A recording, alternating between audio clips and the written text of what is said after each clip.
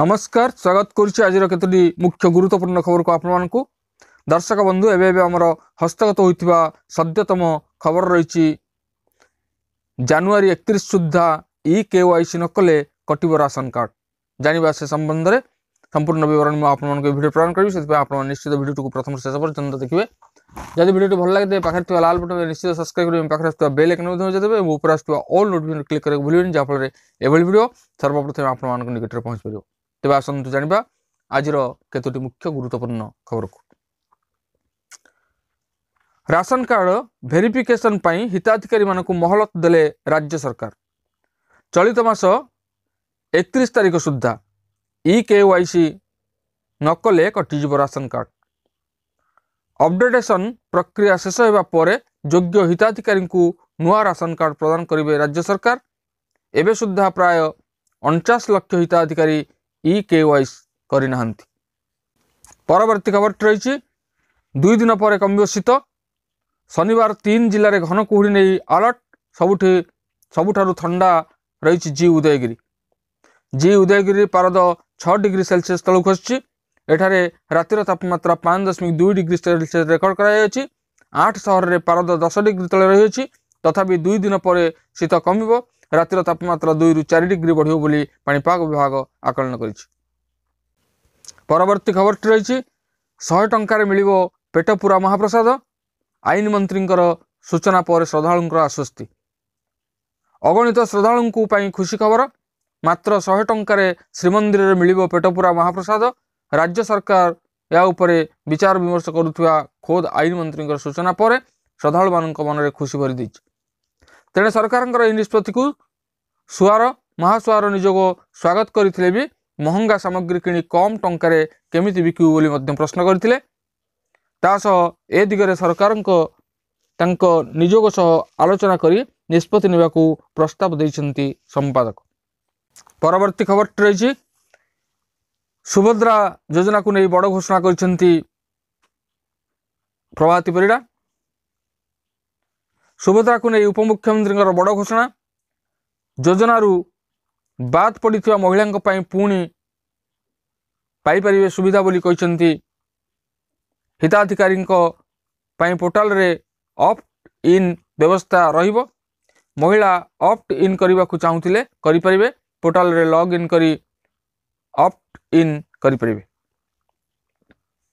Social media रे उपमुख्यमंत्री प्रभाती परिडा सूचना यह थिला सुभद्रा योजना रे सामिल हेबा पाई आवेदन करिथिबा 1,36,36,612 आवेदनकारी मध्यरु प्राय 18,735 महिला डिसेंबर 3 सुधा ओहरी जाइछन्ति।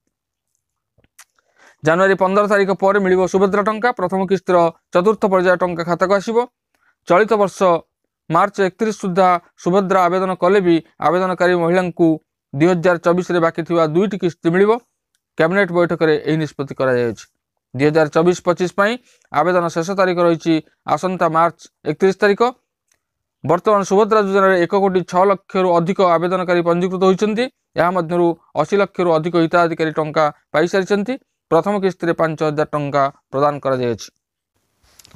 परवर्ती खबर रही युक्त 2 परीक्षा रे कॉपी रोकवा गठन हो जिला स्तरीय स्क्वाड कारण पूर्व विभिन्न जिले में स्क्वाड पहुंच पार नथिले राज्य स्तरीय स्क्वाड गठन होता। गत वर्ष परीक्षामूलक भाव मालकानगिरी कोरापुट नवरंगपुर रे जिला स्तरीय स्क्वाड करी सफलता मिलता ताहाको दृष्टि रखी एथर सबु जिले में स्क्वाड मुतयन हेबो बोली कहछन्ति CHSC अध्यक्ष डॉक्टर प्रशांत परिडा। बड़ जिले में 2टी और छोट जिले में गोटे ग्रुप रहिबे समस्त खर्च CHSC वहन करिवो। परीक्षार्थी संपर्क जेपरी परीक्षा परिचालन रे हस्तक्षेप न करती से प्रति दृष्टि दिज्व बोली उच्च माध्यमिक शिक्षा परिषद अध्यक्ष कहते। परवर्ती खबर रही राज्य में आयुष्मान भारत योजना लागू करने लगी राज्य सरकार व्यापक उद्यम आरंभ कर।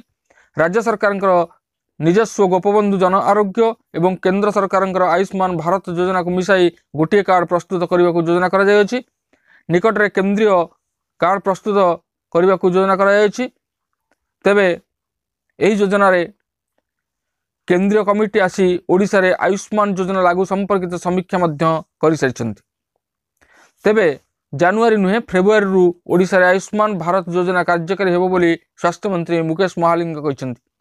ଗଣମାଧ୍ୟମକୁ ପ୍ରତିକ୍ରିୟା ଦେଇ ମହାଲିଙ୍ଗ କହିଛନ୍ତି, ଆୟୁଷ୍ମାନ ଯୋଜନା ରାଜ୍ୟରେ ଲାଗୁ ହେବା ନେଇ ପ୍ରଥମେ କ୍ୟାବିନେଟ୍ରେ ପାରିତ କରାଯିବ। ଏହାପରେ ଆସନ୍ତା 13 ତାରିଖରେ କେନ୍ଦ୍ର ଓ ରାଜ୍ୟ ସରକାରଙ୍କ ମଧ୍ୟରେ MOU ସ୍ୱାକ୍ଷରିତ ହେବ। MOU ସ୍ୱାକ୍ଷର ହେବା ପରେ କାର୍ଡ଼ ପ୍ରିଣ୍ଟିଂ ହୋଇ ହିତାଧିକାରୀମାନଙ୍କୁ ତାହା ବଣ୍ଟାଯିବ। ଏହାପରେ ଉକ୍ତ ଯୋଜନା ଲାଗୁ ହେବ। ଯୋଜନା ଅନୁଯାୟୀ ଏହା ଫେବୃଆରୀରୁ ଲାଗୁ ହେବ ବୋଲି ସେ କହିଛନ୍ତି।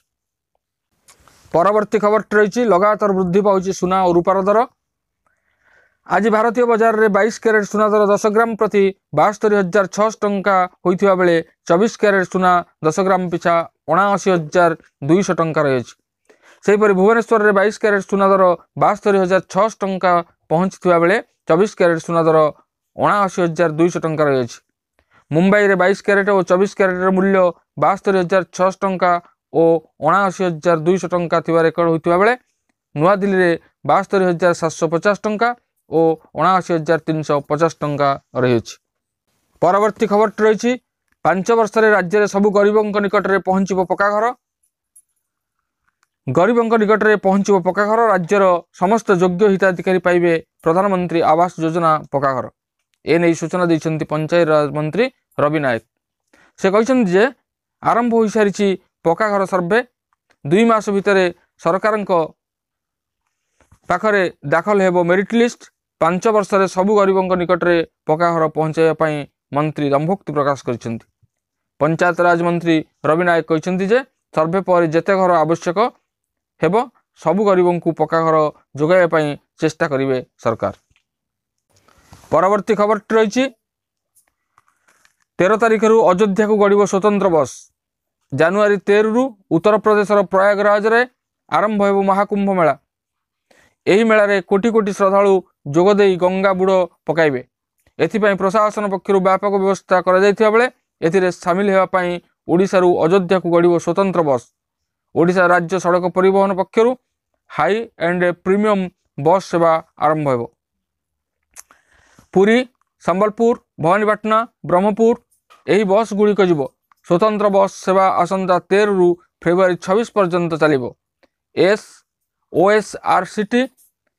OSRTC ୱେବସାଇଟ୍, ମୋବାଇଲ ଆପ୍ରେ ଟିକେଟ୍ ବୁକିଂ କରିହେବ ବୋଲି OSRTC ପକ୍ଷରୁ କୁହାଯାଇଛି। ତେବେ ଏ ଥିଲା ଆଜିର ମୁଖ୍ୟ କେତୋଟି ଗୁରୁତ୍ୱପୂର୍ଣ୍ଣ ଖବର। ଆଜି ପାଇଁ ଏତିକି, ପୁଣି ଦେଖା ହେବା ଆଗାମୀ ଭିଡ଼ିଓରେ। ରହୁଛି, ଧନ୍ୟବାଦ, ନମସ୍କାର।